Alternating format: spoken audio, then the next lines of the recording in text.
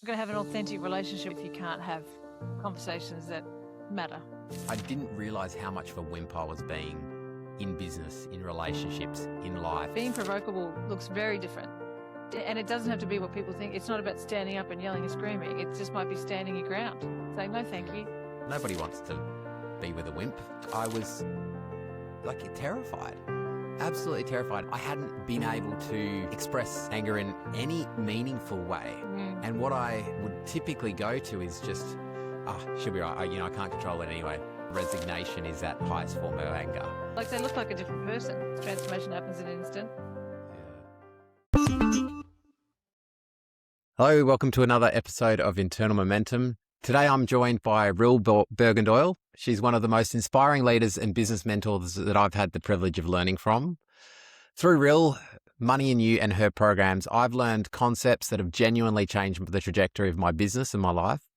And this conversation is going to be one about business, but also about integrity, emotion, relationships, leadership, and courage, and what it means to really grow. So I'm looking forward to the conversation. Welcome, Ryll. Thanks heaps, Ben. I'm super excited to be here. I'm very, very happy to be here. Thank you so much for having me. One of the things I really look up to you for is your leadership. And my experience of, being led by you in some ways, or your leadership model, is that there's a sense of feeling pushed, like you can really push me and inspire me, but it's done in the most loving, caring way. It's like a drill sergeant who loves you. I'd love to know what it means when you truly care for someone that you're leading. Like, how do you approach leadership? There's a couple of things in all of that. And thank you for saying that. That's beautiful.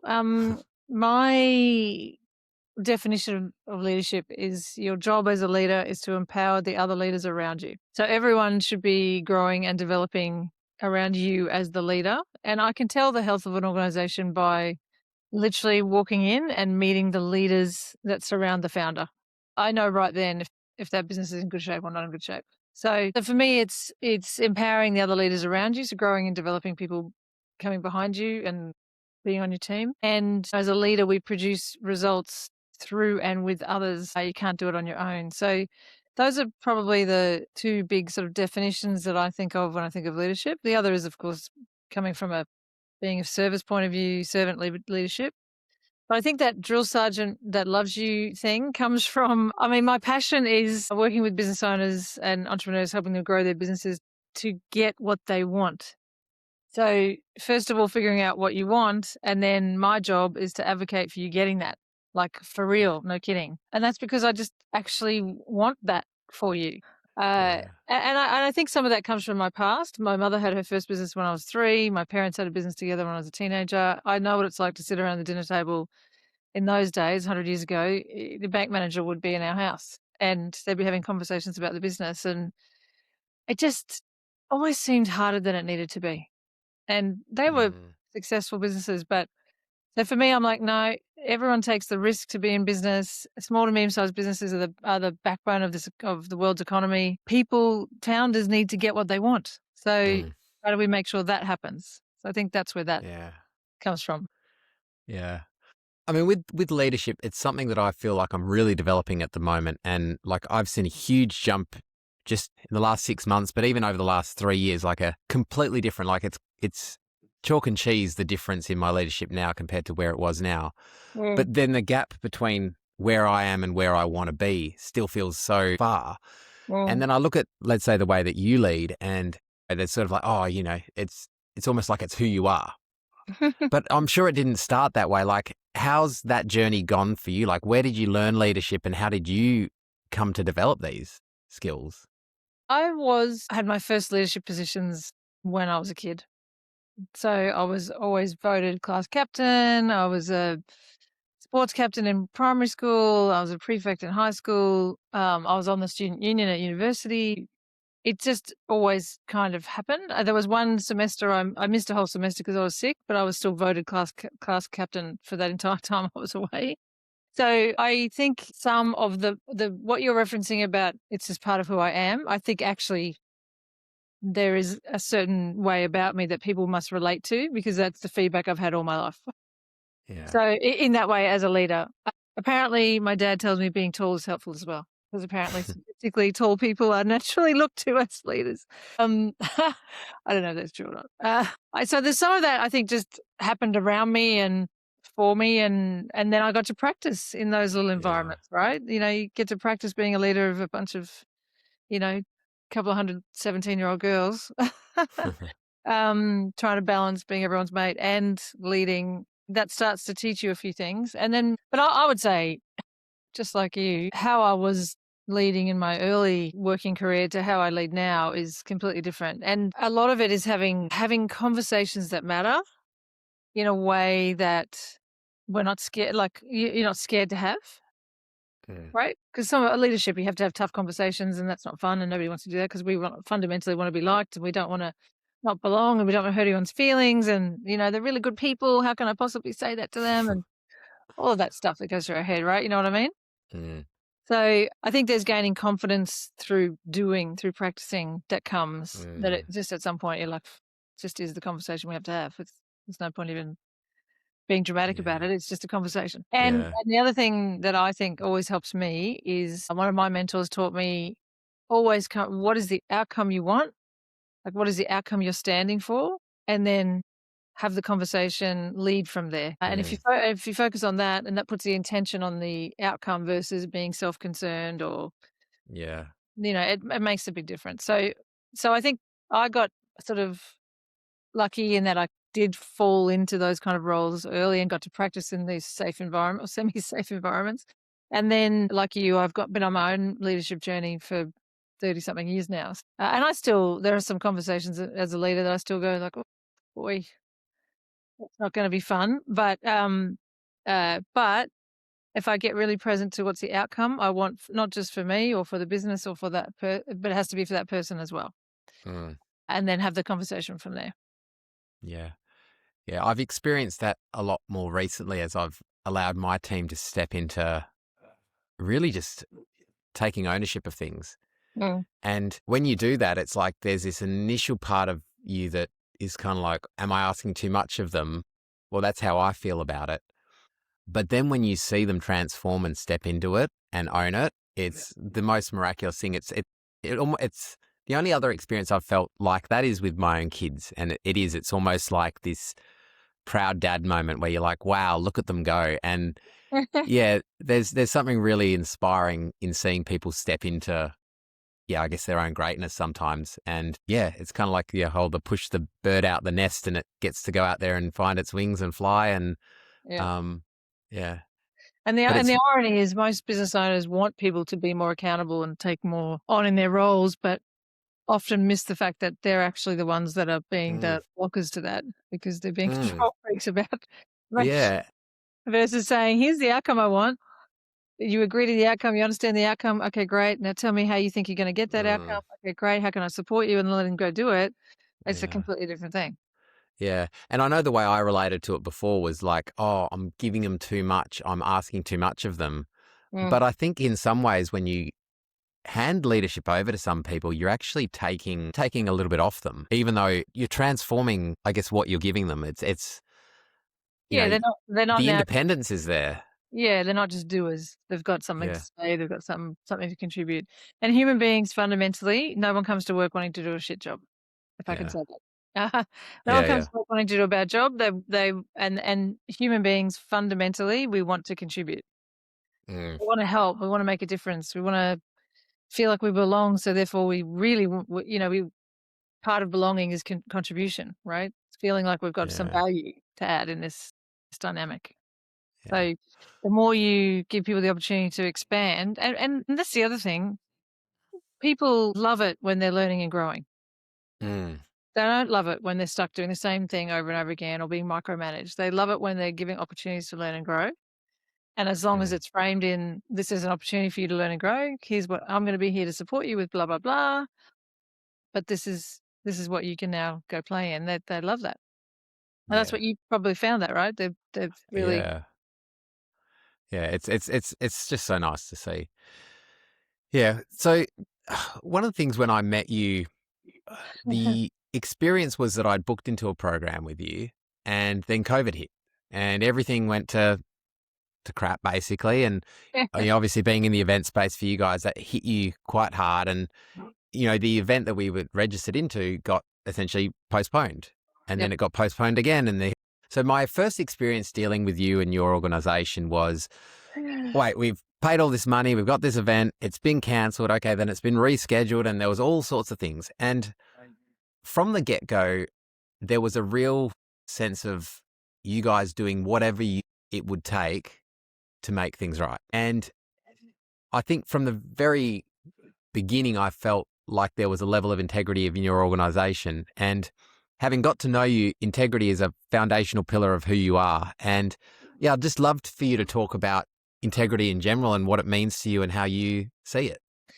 Oh, well, thank you for saying all that. It was a very difficult time. For context, our events business was essentially shut for 2 years and 2 months. So, because our events are interactive, very transformational, people actually have to talk to each other and they have to participate in less than a 1.5 meter space. So, because we play games and learning activities and so on. So, very experiential.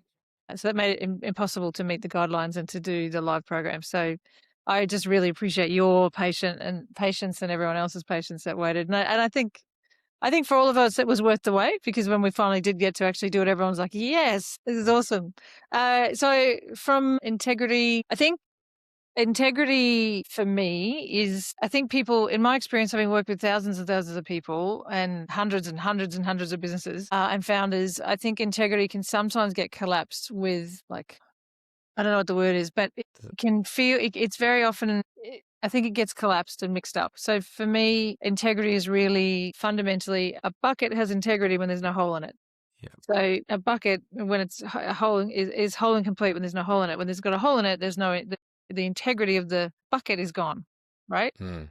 So for me, it's about where we come from, a place of this is what it is, and how do we bring responsibility to that, Mm. and ownership and accountability. I think that's, so, if you've got a hole in your bucket, you got to plug the hole, Yeah. or the bucket can't work the way it's designed to work.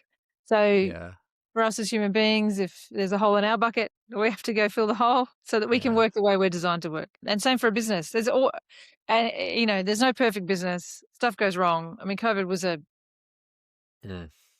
next level times 10 or 100 or 1,000 of what can go wrong. But fundamentally, all we tried to do was plug the hole in the bucket and get everything back to right and Mm. aligned and on track, and giving people what they wanted and what we had promised. So, and the definition I got taught is integrity is doing what you say you will by when you said you'd do it. Mm. It's a really simple version of integrity. And if you can't do it by when you said you do it, then you let them know by when you're going to. Mm. So just keeping the bucket whole Yeah. is an Yeah. easy way Well, to think of it. yeah. Well, I know. I when I did Landmark Forum, years ago, that was my first time that I guess uncollapsed integrity from the morality side of things, as Right. in the good, bad, and because prior to that, it's like someone with integrity was a good person, someone without integrity was a bad person. And it's like it really, where now I've got that completely distinct, as in there's moments where I have no integrity and there's moments where I have integrity, and that has nothing to do with if I'm a good or bad person or if there's right or wrong. And same Yeah. with the situation. It's either things are working or they're not working. Mm. And when you can remove that good and bad out of it, Yeah. it allows you to really approach it from a very pragmatic place, which is, okay, it's not working. What can we do to fix it? Okay, why don't we do this, or this? Yeah. And without all the significance Yeah. sometimes, because I think that's when you pull that into this conversation, it just makes it feel so heavy. And yeah, I think the righteousness sometimes kicks in. Certainly Yeah. it did for me. So yeah. Absolutely. Absolutely. And I'll just say one thing, though. You are an integrous person, Ben. Mm. I know you, and you're fundamentally an integrous person. So when you said before, well, sometimes I have no integrity and sometimes I have integrity. No, you're an integrous person, right? Yeah. Fundamentally, as am I. You're someone who wants to do the right thing. You're someone who takes care of people, who does a great job with the clients that you work with, which is why we recommend you. You're an integrous person. And sometimes, I might not honor my word that moment. I might be late and not have dealt with the lateness, or I might be unable to meet a commitment that I had previously made. So I'm going to have to make a new agreement. Mm. So the situation or the agreement or that might be out of integrity, meaning we haven't been able to fulfill on what we said we were going to do. But fundamentally, who you are, the context from which you come, is you're an integrous person. Yeah, I get that. And I would hide that. I guess I would put that as one of my highest values for Yeah. sure. For me, like when I think of myself, it's integrity, it's authenticity. Yeah. That's all sort of part of it. Mm. Yeah. So, I mean, that first program that I did with you was Money and You. Yeah. And I've done many, many programs, self-development, business programs over the year. And by far, that was the most impactful and enjoyable program that I've ever done. In fact, it was probably, I think, probably one of the funnest weeks of my life. Like there was something about that program that pushed me, but it was also just incredibly fun. And yeah, so like for someone who hasn't heard of what Money and You is, fundamentally, what is that program? So Money and You is, I was lucky enough to do it when I was about 22, maybe 22 and a half. So I've been using the principles of Money and You for my whole life. So Money and You is, depending on where you are in the world, but here in Australia, it's a 4.5 day program. In most other countries, it's 3.5. We do a bonus day on the Sunday. So it's a 4.5 day program. It's been going for about 47 years now. We have the rights to Australia and New Zealand. What makes it different is two main things. One is that it's not a talk fest. It's not a talk fest. We play between 18 and 23 different games and learning activities. And those games are all designed to stimulate business, money, leadership, communication, have a particular principle demonstrated where you have an experience of it. Mm. So what happens is when you play those games, you're going to get a result, good, bad, or ugly, win, lose, or draw, right? And when you get the results, the difference with the environment that Money in You is that you can actually see the thinking that got you that result. And you Mm. can't see your own thinking or get it when you're out in your life because it's just the water you swim in. It's the air we breathe, right? But in the environment that is created at this incredible transformational program, you can suddenly see the thinking that got you there. Like, oh my gosh, I didn't know that was in me, right? Even when, and not just on the things that you might want to shift or move because they're no longer serving you, but even on the good stuff. Some people just don't realize sometimes their strengths. Yeah. So those come out. And once you see it, you can't unsee it. And that's where the Yeah. transformation happens. Yeah. And you know what we were saying before about leadership, people love to learn and grow. Well, in those games, you're learning and growing and having fun and your brain's engaged and your subconscious, everything's clicked in.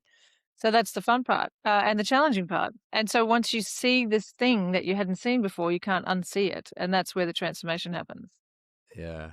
The second thing that makes Money and You different is it's not just based on someone's good idea. It's based on the work of 6 different masters in their fields, from Buckminster Fuller to Edward Deming to E. Prigogine. So it's a significant body of work. And so say with Buckminster Fuller, who is a futurist and a historian, a mathematician, a designer, an architect, an inventor, who to this day has more patents held by any human alive or dead. And he died in 1983. And he predicted 50 things, only 2 of which have not come true yet. 1, that we'd be teleporting by now, and 2, that if you were born after 1970 and you didn't smoke, you'd live to 140. But we can all see that coming, right? That is clearly Yeah. coming. Both of those things are on their way.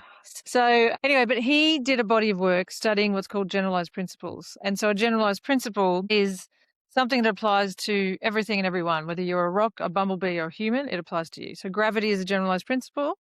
He said there are generalized principles that apply to business and to life. It's just that nobody knows about them. Mm. So we go through 15 generalized principles at Money and You and a bunch of other business concepts and strategies and tools and principles. And the combination of the two, the games, the personal transformation that takes place, and the business principles and growth and strategies that you hear about, and the new perspectives that all of that brings, is what makes it so incredibly powerful. And it's a great community. You know, it's mostly business owners. 80% of the room are business owners. So they're all there committed, wanting breakthrough, wanting to get to the next level on their journey. The other 20% are typically team members from graduates, businesses who want their team to have the Yeah. same culture that comes from Money and You. So it's a fantastic environment, beautiful community, really committed people. You don't go to Money and You unless you're committed. You're up to Mm. something. You want something. different or bigger or better, or you want to be a bigger contribution potentially. Mm. So it's a really great group. So the combination of all that just makes it a very special experience. And of course, graduates, Tony Robbins did it when he was 23. Ben and Jerry from Ben and Jerry's Ice Cream's a grad. Jack Canfield and Mark Victor Hansen got the idea for Chicken Soup for the Soul during one of the games, and then went on to become that book is the most published book other than the Bible still to this day. So, or the Quran, the Bible or the Quran. So yeah, it's just an incredibly powerful journey and experience. And, I feel incredibly blessed to have been given the opportunity when I was so young. And for me, 6 months later, with $1,100 to my name, I started my first business that I took to $1 million within 16 months, pre the internet, back in the dark ages. Yeah. When I had no clue what I was doing. I was only 23 years old. So Yeah. it's been an absolute gift for me, and I think it's a gift for most people who get the opportunity. Well, I can see that obviously you guys taking up the rights to it to bring to Australia comes from purely a place of wanting to give it to others and wanting others to have what you got. And that's certainly how I feel about it as well. It's like, oh my God, yeah, you've got to check this out. And I've been a massive advocate for, a bunch of different programs that I've done, but this one here is the one that I kind of feel gets it right in the way that it just feels very complete. It's sort of, you do it, it's sort of, it just wraps it up in a nice little bow and off you go and just go and absolutely kick ass. That's my experience anyway. Like I tripled the business pretty much within 12 months after doing it. Yeah. And that was after kind of getting to a stale space in my business. So it kind of unlocked a whole bunch of things. Like there was probably like 2 or 3 key concepts that really just nailed it. And like you said, some of them are positive. It's saying, okay, this is what I'm actually good. This is a strength. I didn't realize I had that strength. And you play the game and you think, oh, wow, I can see how my brain works in that. Like I didn't realize I was as competitive as I am. Mm. There was one of the games where like I ended up winning the game and I was like, oh, wow, like I didn't realize that I was that competitive and it came from a certain place. There was one concept that like really shined for me, and it was the idea of essentially being provocable is sort of the idea of it. And there's I didn't realize how much of a wimp I was being in business, in relationships, in life, like unwilling to let myself be just disliked or potentially disliked, or to have those hard conversations. And I think it's part of the cooperation discussion or something like that. And it's like when I really got, wait, you can't cooperate properly if you can't be provocable. It's like, shit, all right, I'm actually missing out on this whole ability to work with people because I'm essentially holding myself back and not saying what needs to be said. So, yeah. You can't going to have an authentic relationship or relationships that are going to grow if you can't have conversations that matter. Yeah, that whole keys to cooperation, which comes out of one game that we debrief over do a very extensive debrief. I use that flip chart, that principle, the keys to cooperation. So for everyone, the first, and I'll just give you the highlights, but the game and everything that comes out of the game gives you this sort of in your bones. The first key to cooperation is brightness of the future. So everyone has to be able to see a future that they can live into that's worthwhile. So if you're a leader, and I think that's something that's part of having a vision. Having people get excited about and engaged with your vision is that gives them a brightness of the future and a purpose and a meaning, and they're not just getting up and going to work, they're playing this bigger game that matters. So that's brightness of the future. The second one is frequency of interactions. Not just, text here or a quick Zoom there or a chat in the hallway as you walk past each other, but proper structured meetings or conversations that forward things. So, in the work I do with business owners and founders growing their businesses, I always talk to them about we've got to set up the right leadership rhythm in this business, right? Which is that frequency of interaction. So, in one of my businesses, we had a daily huddle for 10 minutes with the entire team. We had a weekly meeting for an hour. Then we had a weekly meeting for 2 hours once a month. And then we had a quarterly half day. And then once a year, we'd go off site for two days. That was our leadership rhythm. So, but every business has to have that. So that's that frequency of interaction. What does that look like? And then the third one is what you've been talking about, which is be provocable. Don't be a wimp. Brackets, don't be a wimp.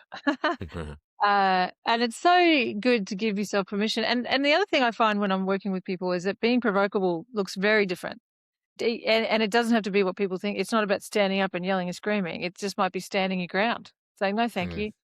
No, thank you. For some people, yeah. saying no is actually being provocable because they usually want to say yes and people please, right? So Yeah. but there's all different ways of being provocable. Could you be saying, no, I'm not going to accept that term. I need it delivered by this time. Or that for some people is being provocable. Yeah. It's just all on a gradient, right? Yeah. Like his Yeah. cooperation, I would reference that every single week in one way Mm, or another. yeah. And obviously, it's amazing in leadership and business, but even just in families or relationships, do you know what I Yeah, mean? Like, I just think of Jane and I since doing that. Like, there was a level of provocability that needed to be brought to that relationship as well. Like, for us, do you know what I yeah, mean? It's like we need to say what needs to be said. We need to stand our ground where, rather than push each other around or do it in a way that it doesn't work. So, like, yeah. even bring it into those other things, because, yeah, nobody wants to be with a wimp. Do you know what I mean? It's like you want to be with someone where, they're being real, they're being authentic, they're not scared to say things, they're not scared to, pussyfoot around. So I think bringing that into the relationship as well has been great. So It's awesome. I wouldn't have married my husband if he hadn't have been a little bit provocable with me at the beginning. yeah, it needed to be a bit provocable, push a few buttons. On our third date, he said, right, well, I'm a business person, I'm an entrepreneur, I've got 2 daughters. I'm not here to muck around. Are you in or are you out?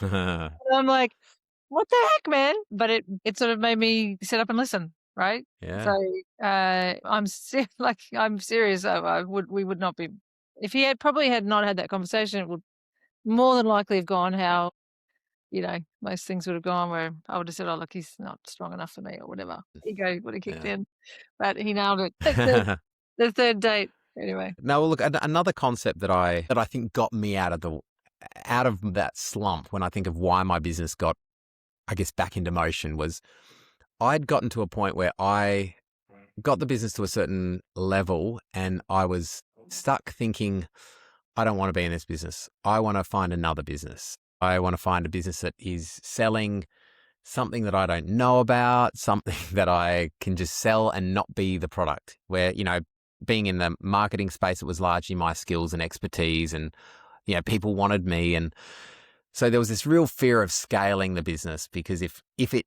grew, it was more work. And I also wanted to make a difference. Like there was this real part of me that's like, I want to do something that's fulfilling. I want to really make a difference. I want to do something I'm passionate about. And I kind of got stuck because I'm like, oh, this isn't it. And one of the concepts that Money and You they introduce is precession. And precession, well, I might ask you, what is precession? And then I'll tell you how that affected me. So, well, there's a lot to precession, but the fundamental premise of it is that we have to stay in motion. The other part of it is everything is happening at right angles to where we are. So we're going after goal over here, and there's this precessional effect that's happening along the side that's just out of our view that we can't really see. So, say for example, the one of the quotes that goes with precession is seemingly inadvertently, but realistically, processionally, that happened. Right? So say, for example, an example for me is that I had a huge learning experience in one of my businesses and I lost everything. And we had sort of regrouped. I was doing this particular project. I had just done this particular project and helped launch this sustainably farmed milk and got it into Coles and literally started the project in February. We were on shelf in October, which is unheard of, with 5 dairy farming families. And then this opportunity came up for us to partner this entrepreneur who had booked a ship to take people to Antarctica. He wanted to take entrepreneurs there to do a think tank on innovation, entrepreneurship, sustainability, renewables, all of that, but without everyone having phone signal and email and all of that. And so this opportunity came up to partner with him. And so we did that. And then we ended up on the ship, right? Now, we ended up on the ship. Great. It was fantastic trip to Antarctica. We got 107 people on the ship. Incredible. But we end up on the ship. Now, one of the people I invite to be on the ship as a speaker is a woman named Doria Cordova. And Doria Cordova has the rights, global rights to Money and You, and has had them since they were gifted to her in 1985. So I remembered her from when I did Money and You, but really why another graduate and I organised for her to be there another Money New graduate and I, because she had a billionaire partner in China who had built the world's first solar city, where 7.5 million people live in this city and it's almost all solar. So we wanted her to come on the ship to talk about that.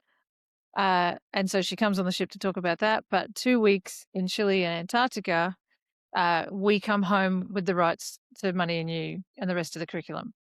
Not on our plans, not on our goal board, not on our vision board, none of that.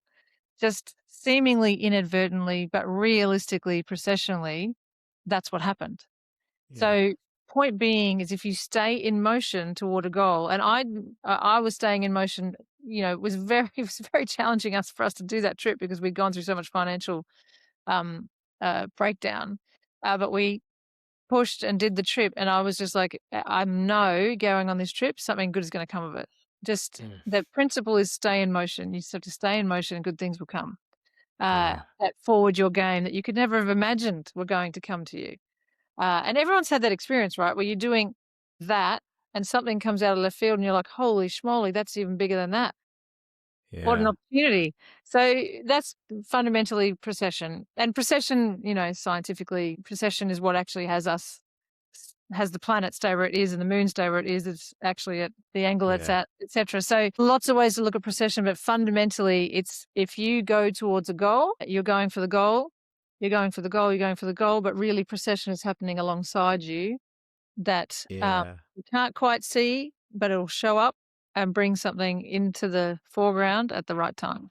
And the principle is you have to stay in motion. So I would suggest what happened for you is that you literally just got back in motion in the business you had, and just your energy and focus and bringing that back to play had the business turn back on.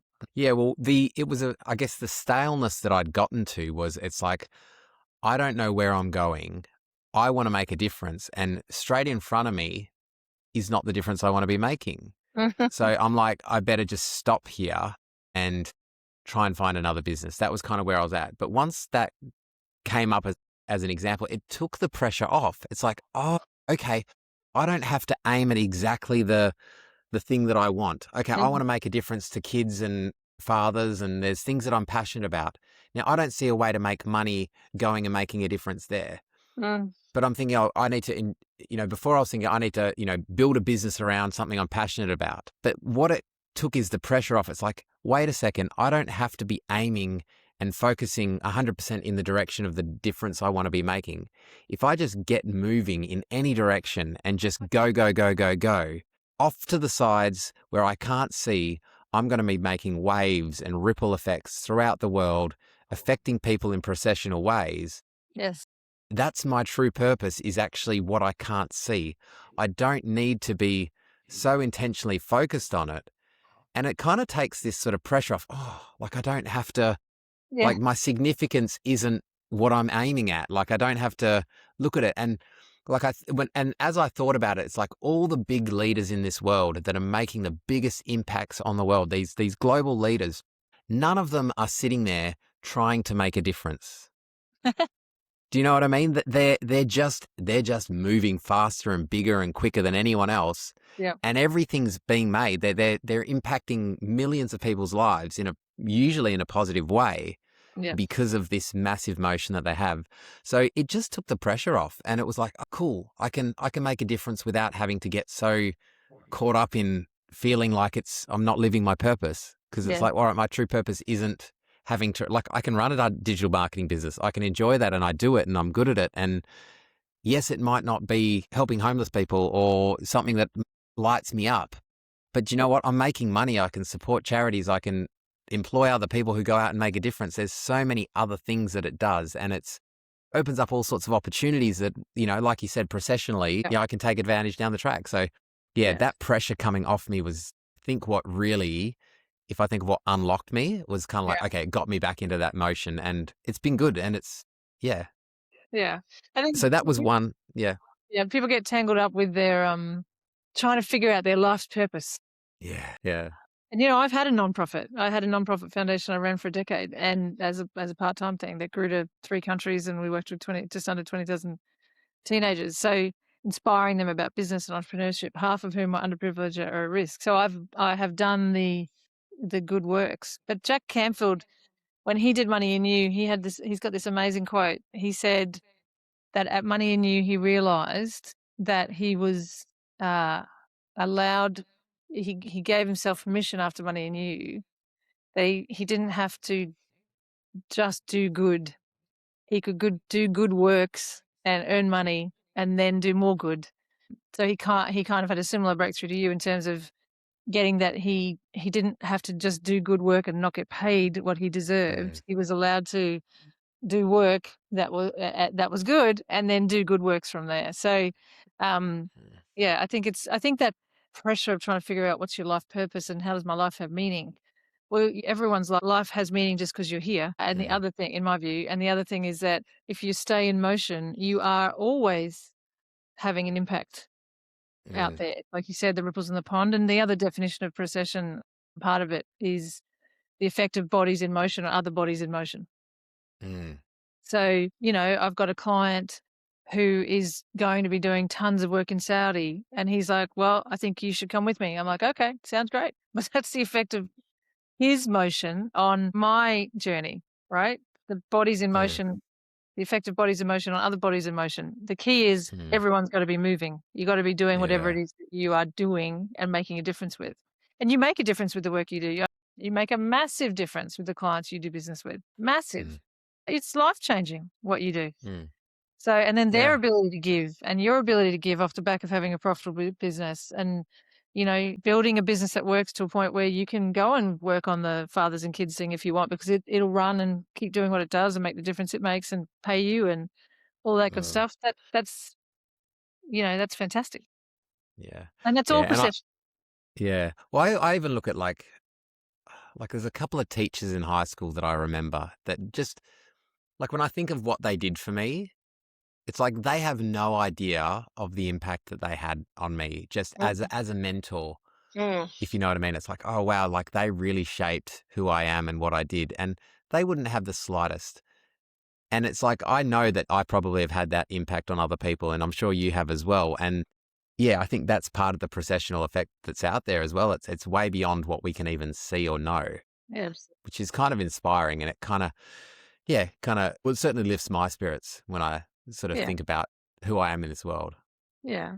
And Bucky talks about that. He says, there's some beautiful quote, which I won't quote perfectly. I'll misquote terribly, but he fundamentally says, you'll never know your true impact, but your job is to keep serving others to the highest and best use you can. And in Mm, that way, you'll be fulfilling what you're here to fulfill. yeah. So the another thing that really, it wasn't at Money and You, but it was at your actual 9 point 9 points. strategy Yep. session that you did with us that really resonated. Like I printed it out and had it like up on my wall, and the quote was sales solves everything, because I'd gotten stuck feeling like, I'm at capacity. I can't take on any more work. And you basically just told me, well, suck it up and just sell more, pretty much. And that will solve all your problems. Yeah. I mean, is that something you find a lot of people struggle with? I think people end up worrying about things like cash flow and do I have the right team? Do I not have the right team? Do I blah, blah, blah. It's like, just get on with it. Get on with the lifeblood of the business, Mm, which leads in conversions. And then you've got cash to solve everything. So sales mm, solves everything. My only caveat to that is brackets at the right margin. And right now, with everything that's going on, everyone needs to be protecting their margins. So it's really, really, it's always been important, but right now it's even more important. But sales solves everything. Think about it. And look, that's not to say one of the things that had me start to look at. So my very first job out of uni, I was taught was with an amazing company called Results Corp. Chris Newton, Paul Dunn, amazing. And they taught me how to grow any business within an inch of my life. They were the people that sent me to Money and You, actually. So they were truly an absolute gift. Uh, that process, my job was to be a marketing and sales advisor to businesses to help them grow. And one of the things I started to notice was, well, hang on, if they don't have their systems in place, it's not going to go well. If they don't have the right funding in place, we could send them broke. So So when I say sales solves everything, it absolutely does. Most of the things that people worry about, if I say, what are your biggest problems? People will say cash flow and people. Mm. Can't find good people, can't keep good people, whatever, either way. And my cash flow is always stressful until you get to a certain point where that's no longer such an issue. But generally there's that going on. So instead of people worrying about that, they need to focus on leads and sales. Because the cash coming in, they'll be able to go hire the right person, an excellent, higher quality person will help them solve some of the team issues. They're able to hire someone to do some of the systemization of the business, whatever it might be, or automation these days, or bring AI in to do all that stuff.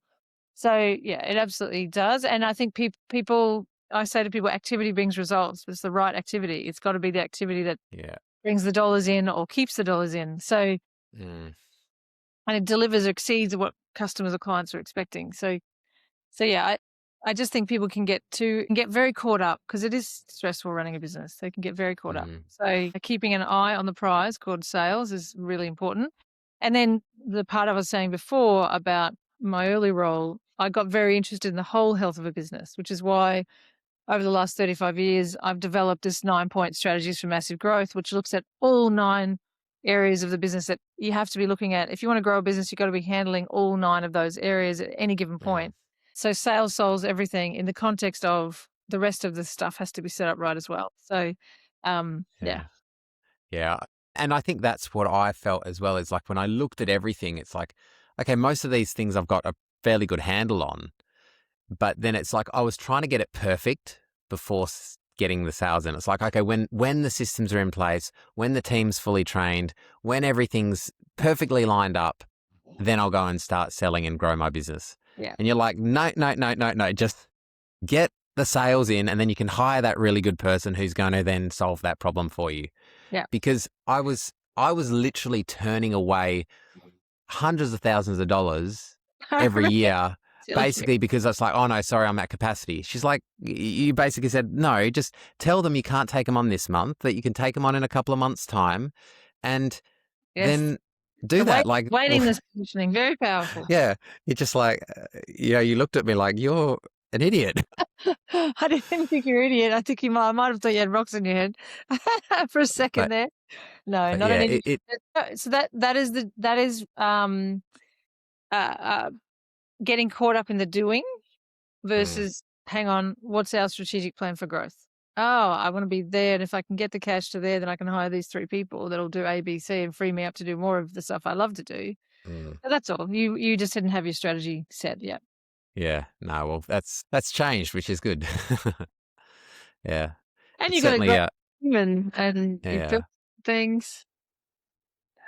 No, the other thing that I remember watching during that session was there was a moment where I think someone asked a question of you, and I can't remember exactly what it was, but you got fired up in a way that left me feeling like almost riled up, but in a sort of passionate way where I could see that it was like you got angry and frustrated, but in the most controlled way that I think I've ever seen. And it left me feeling in a place of like, wow, like it was almost like respect, but it was like, and I remember after doing the Powerful Presentations program, they talk about using anger and your emotions and being able to use them like if you're speaking or leading. And like, I can just think of that was like the perfect example of what it's like to use anger in a almost intentional, controlled way where you're not flying off the handle, but you can command a room with a level of like anger. And yeah, I mean, what's the difference between that sort of clean anger versus like uncontrolled anger? Because it seems to be something you had a handle on. I think it's intention. It comes back to that outcome. It's also my stand for people. I remember what that was. So my intention is always to have people get what they need to get to have the breakthrough they need to have in their business. And in that moment, that person completely missed what they needed to get. And I had said it all perfectly. I had said it all. Everyone else would be like, oh yeah, that makes total sense. I mean, that's absolutely true. But this person had just not been able to hear it. Right? Was my memory. And I'm very committed that person hear it. And it doesn't hurt to double down for everyone else to really get it in a whole different way, which is what I use that moment for. I wanted that person to really get it, which they did, and I wanted the room to have it at a whole nother level, which I think, as you said, that Mm. that happened, and that I was really talking about. It was about being a stand. It was about being something I'm very passionate about. Is that what do you stand for your customers and your clients? What do you stand for? What is your brand promise to them? What do you stand for? So I was really, really thrilled when we did because we were doing a new brand called Founders Edge for me, and we surveyed a bunch of clients. I thought maybe you were one of them actually, Ben. And we asked people, "What does my brand stand for?" And everyone said, "Growth." It's growth. My brand promise is growth, right? Because that's my job, is to help you grow your business. That's literally what I live for. And it was growth, and then very direct support was very direct support in a very direct way was the other thing that kept coming up. So, and that's what I stand for. I stand for business owners and founders getting what they want in reality, not in their pie in the sky. Well, that'd be nice one day. No, we're getting it. That's happening, Mm. right? So that's my stand, and you can't mess with my stand. Like Mm. someone could talk to another business coach and get something else. Great. If that's what calls to you, do that. But you cannot mess with my stand. Like, that is who I am. That's what I'm about. That's what I'm here for. That's my job on the planet. So Mm. I was talking at that time about what's your stand. And then if you really take a stand, then you would understand that if you don't have, and if someone's really better off being with you than being with someone else, and you don't have a sales process that has them see all the value and want to choose you at the end, then you've done them a disservice. Mm. So that was what I was talking about. And I'm very, very passionate about that. And I think everyone needs to actually get that and like really get it. And then they would take a totally different approach to sales and the sales process that they take people through, and Mm. really who they're going to be in that process. It doesn't matter what you're selling, by the way, Yeah. who you be for the customers and clients and prospects as they go through your journey. So that's what I was fired up about. And the Yeah. simple answer to the question is intention. My intention is always to make the biggest impact and difference I could possibly make. Yeah. Yeah, because I remember it was very much along the lines of pretty much saying to us, it's like, I don't need to be here. I don't need your money. I don't need to be here teaching this stuff. It's like, I'm here for you. Like, this is like, it really did. And it came across as like, it was very, like, it was just delivered in such a passionate way that was like, but it left me feeling like on the edge of my seat. And I was like, and I remember walking away from that being like, holy shit, like I don't have that in me. Like, as in, at that time, I was terrified of being angry. Look, and we did the Powerful Presentations program through you Yes. guys as well. And that program allowed me to, for the first time in my adult life, literally since I was probably 8 years old, I felt anger. And like I've been angry before, but I really felt it, because prior to that, I would feel it and then I'd like clench up. I'd be like, Yes. okay, I'm getting angry. Okay, turn it off. And at that point, like, I was scared. I honestly had this genuine fear that if I didn't shut it off, that I would turn into a giant green monster and people would die. Like, there was a fear that I would, like, I didn't know what the peak of anger felt like. I was like terrified, absolutely terrified. And I've done work to really figure out what that was. As a kid, there was traumatic moment and stuff with my dad's anger. But when I look at what I'd done my entire adult life, like, I hadn't been able to express anger in any meaningful way. Mm. And what I would typically go to is just, she'll be right. I can't control it anyway.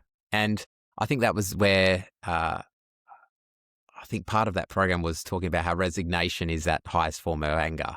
And I Mm-mm. could see that was how my life had gone. It's like, if something pisses me off, then, oh, well, I can't do anything about it. It's not even worth worrying Yeah. about. Designed. Yeah. And like, I can just see how little that was serving people or myself. And so, yeah, Mm. it's sort of, I'm interested to hear, like, you've seen people go through these programs and you've probably seen these incredible transformative moments. Like, is Absolutely. there anything that really stands out to you where you just like, it's just absolutely shocked you as far as like what people are capable of? I don't think it's shocked me. I think it's inspired me beyond belief. Sometimes in some of our programs, you can literally see someone come in and then they leave and they look 10 years younger. And I'm like, wow, that is like they look like a different person because the weight of the world and everything they've been carrying around has now been let go, and they've learnt all this other stuff that gives them new perspectives and new pathways so they can see a future again. So I think I don't know that shocked. I think more wildly inspired Mm, by what's possible, by where people can come from and go to in just such a short space of time, because transformation happens in an instant. yeah. And I think the shocked part is that I still always, I've done Landmark. I used to be a leader with Landmark and so on, and Money and You, and all the work that I've done. I'm always shocked at just what people have gone through or dealt with in Mm, their lives. That's the part that shocks me. I remember doing the Landmark Forum and going, man, how are people still walking around? Like, yeah. how are people still walking around? And that still shocks me to this day when, Mm, you know, the stuff people have to deal with in their lives. There's a big storm coming. The stuff that people have to deal with in their lives, that's shocking to me. The stuff that excites me and inspires me is that it doesn't matter. It doesn't mm, matter what you've had to deal with, because everyone's had to deal with something. And I don't mean to diminish what people have had to deal with, but everyone has had to do something. And I've seen things as simple as someone falling over the playground and getting laughed at, having as traumatic an impact on them as something that people would consider truly traumatic happening to them. mm, It's different. The impact mm, can sometimes be as dramatic. So yeah. it doesn't really matter what's happened. It's just now, okay, what about now, and what about what's next, and who you're going to be about it. So that's the part that's Yeah. truly inspiring to me. Um, Yeah. and just watching people light up as they come in with everything going on, and then they get these new perspectives and new ways of thinking and being, and new things are possible. Like what happened to you? It's just Yeah. super exciting. And Yeah, it's definitely. actually an absolute privilege and honor. It doesn't matter whether it's Money and You or any of those programs or my 9 points or anything. It's an absolute privilege and honor. Yeah, I can imagine it would be watching. I'm actually looking forward to at some point doing the logistics team and actually sort of seeing a bit more behind the scenes and helping to create that space for people because Yeah. I can imagine it would be very inspirational and It's very yeah, rewarding. very rewarding. Yeah, for sure. Yeah, it is. All right. So with sort of everything we've talked about, is there any other way you want to sort of steer the conversation before we finish up? I guess what I would love to say is that for any business owners listening, in my world, you can have what you want. And you absolutely deserve it. I think that that's something that people miss. Most business owners I know are extremely hardworking. It's taken a lot of risks to get to where they've gotten to. My doggy's going crazy. So I've taken a lot of risks to get to where they've gotten to, worked really hard, probably haven't taken the rewards out of the business. Mostly, some people have, and to whatever degree you've done that, but you deserve more. So you can have what you want. You deserve it. And it does take something to get it, but it's absolutely possible. So I've had clients come to me doing $1 million, and within a year and a half, they're doing 3 million. I've had others come to me doing 85 million, and 4 years later, we're doing 245 million. Others come to me 33 million and losing money, now doing 104 million per annum and making tons. So it doesn't matter the quantum, the size. I had a business come to me at 488,000 within 18 months. So we're doing 1.2 million. So it doesn't matter the quantum. The fact is, what you want is possible. And it takes something to get there. It takes strategy, it takes growth, and it takes leadership. Those 3 things is absolutely required. And most business owners have a business that's by default, not by design. You have to stop and think, what do I want out of this thing? Most business owners can tell me what they don't want, not tell me what they want. You have to figure out what you actually want, what you really meaningfully, truly, truly want. Is it $1 million a year? Is it what kind of lifestyle, what size and scope, what give back, and what valuation do you want? Once we figure that out, then you can build a strategy that delivers that, working backwards from there, not Mm. forward from the current constraints and challenges that we might be facing. So yeah, I guess that there's a way to do that. The big message for me is you can have what you want. Yeah, I think, like you said, it's like you can have what you want. I think the problem is, I think sometimes having never really asked yourself that question truly Mm. and actually sit there and think about it and not just, oh, I wrote it down once on a piece of paper, but really getting present to what that is. Because I know we did that exercise at your 9 points and it's like we did this visualization exercise and it was really good. But then when I actually think about it, I don't think I really asked myself that question again after that. And then I kind of just went back to the default.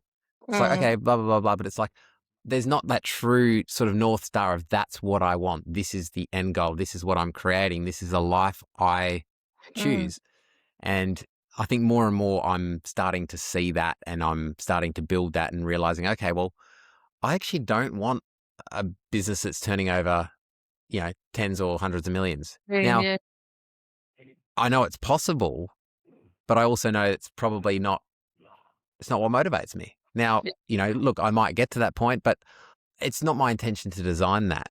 Yeah. It's like there's a different level that I'm quite happy to play with. Like I'd much prefer a lifestyle business that's a little bit, and I really love working with small businesses. I know I could probably earn more going and working with corporates and other bits and pieces, but I love making that difference on the small business level. I love getting in there, the nitty gritty, getting my hands dirty.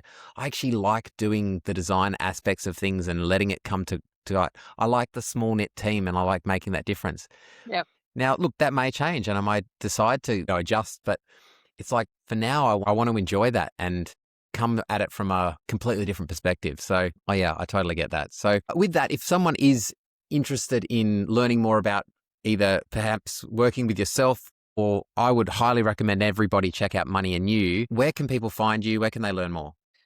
So you can find me at ryllburgin-doyle.com. There's also another website, foundersedgehq.com. And for Money and You, our website is 90degreesglobal.com. And you can find out all about it there, and reach out to our team, and we will take great care of you.